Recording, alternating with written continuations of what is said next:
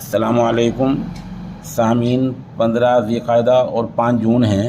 ख़बर का उन्वान है पहलवान नौकरी पर चले गए हैं। साथ ये भी ऐलान किया है कि हमने अपना एहतजाज वापस नहीं लिया है। मामला गोल मोल सा होकर रह गया है। ख़बर थोड़ी तफसील से सुनिए। भारतीय कुश्ती महासंघ के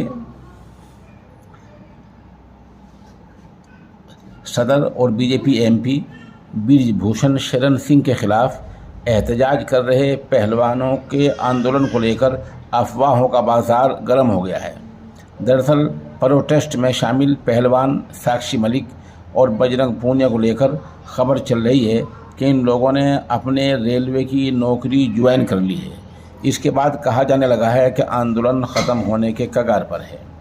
मामले को लेकर साक्षी मलिक और बजरंग पूनिया का बयान भी सामने आया है। दोनों पहलवानों ने ट्वीट करके कहा है कि आंदोलन ख़त्म होने की खबरें सरासर गलत हैं। यह आंदोलन ख़त्म नहीं हुआ है।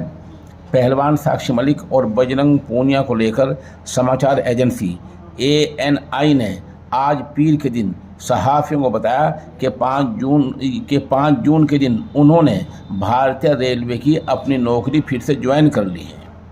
इस खबर के सामने आने के बाद दावा किया जाने लगा कि साक्षी मलिक ने पहलवानों के धरना और मुजाहरे से ख़ुद को अलग कर लिया है।